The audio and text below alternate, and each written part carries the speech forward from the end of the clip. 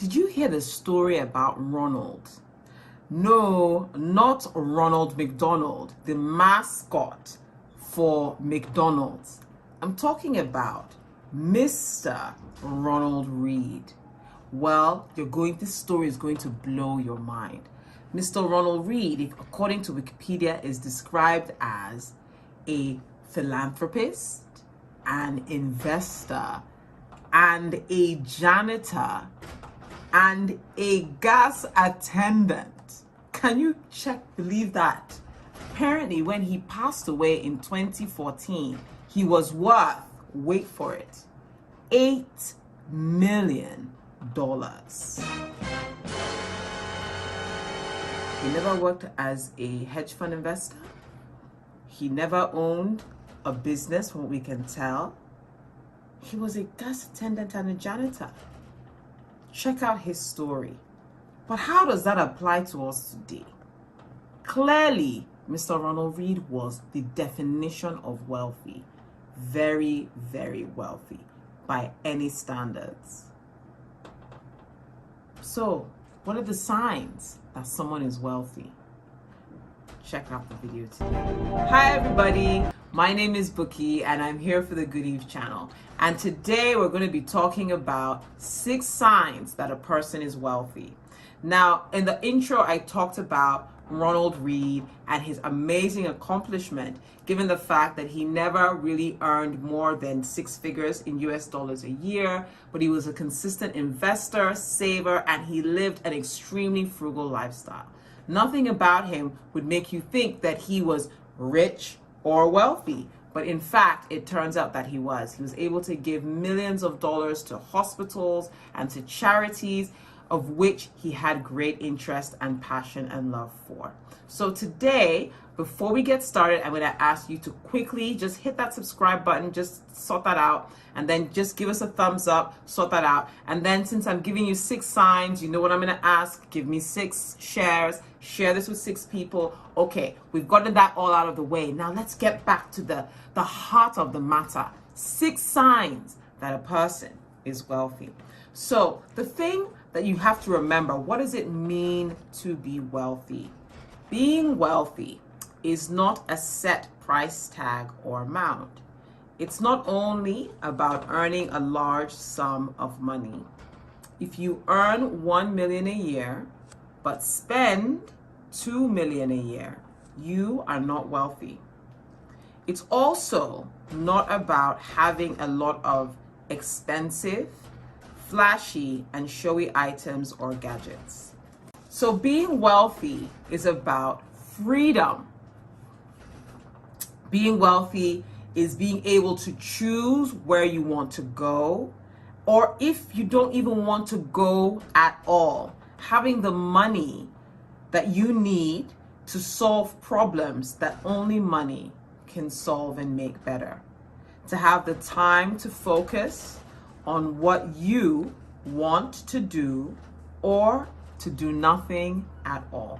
One of the interesting things about Ronald Reed's story is he had retired, I think, maybe in his 50s or so, or 60s, and he found that he was bored. So he went back to work, working as a janitor, working as a gas attendant, just really to pass the time and have an opportunity to interact and still continue to be relevant and work with people. I think he eventually passed away in his late 80s or early 90s. So now I'd like to talk about what are some of the 6 signs that someone might just be wealthy. They're free to choose their commitments. They don't have to go. I don't have to go for this meeting if I don't feel like it. I don't have to make that sale or meet up with a commission if it's going to take me away from maybe my work and faith or the time I want to spend with my family, or just because, you know what, I just want to rest. So if you're free to choose your commitments, it's a good sign that you might be wealthy. Second point, they don't feel obligated to say yes. You can say no.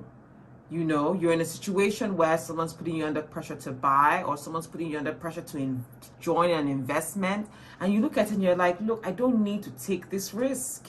I have enough. If I continue to follow the path that I'm on now, I will get where I'm going to. So I can say no. I don't have to feel obligated to say yes. A third point is if they're not caught in the cycle of status games. E.g., for instance, someone that earns, let's say, $400 a month, but they have to spend $500 a month to maintain their commitments. You can see with that calculation, there's a negative 100. So you're not caught up in a status game that even though I'm earning, let's say someone's earning $100,000 a month. It's a lot of money. But if you're spending $200,000 a month to look like you're earning what you're earning, you can already see that you're in a bit of a crisis. So if you're truly wealthy, it's not just about the money, like I said. It's not just about the price tag. It's also about the mindset. You don't have to keep up with these status games, keep up with the Joneses, keep up appearances to show people that I've arrived. I have it. No, you know you have it. So you don't need to prove to anybody that you have it. Number 4, they don't have to spend time with wahala people, with jerks. You can decide, I don't like that person. I don't like the way they do business. I don't like the way they conduct themselves. They stress me out. They're rude, they're mean, they're wicked. You can make those choices when you're wealthy. You can say no.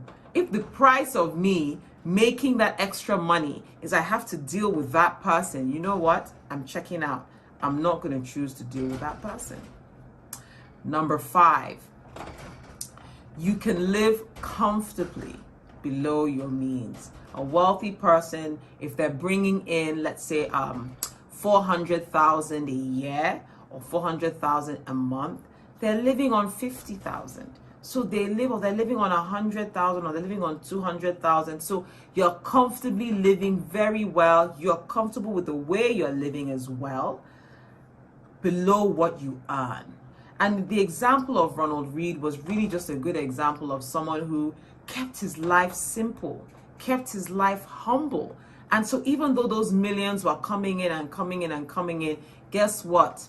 He had that discipline, he had that peace, he had that satisfaction, he had that contentment to drive his old truck, to live in the same home he lived, to conduct his life. He didn't feel the pressure to say, no, now that I've arrived, I want to be able to spend $10 million a year. He was satisfied and content. And that's the key.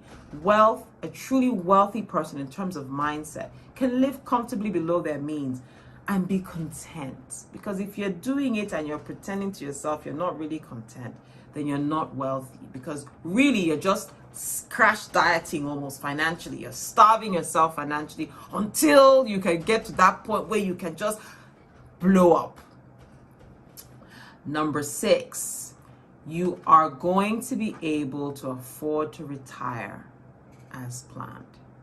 And this is really key. There are a lot of people who are working, they're earning money, but they know they can't stop. They're on this, rat race, treadmill. Once they stop, they know everything is just going to fall down. But when you are wealthy, you know that you're on track. That if you want to say, I'm going to retire at 50, you can do that. I'm going to retire at 40, you can do that. I'm going to retire at 65, and this is the style in which this is the type of lifestyle I want to maintain when I retire. You are able to do this on time, on schedule, sometimes ahead of schedule. So that gives you an idea that you're building wealth, not just earning a lot, and once you stop earning, actively earning, all of a sudden, everything just crashes. Now, because you've stayed this long, I'm going to give you a bonus sign that you or someone might be wealthy. They're able to save every month consistently and significantly. One of the keys to building wealth is consistency. Every month you continue to put away, every month you grow the gap. And what's the gap I'm talking about? That savings rate, that money you're able to save and not spend.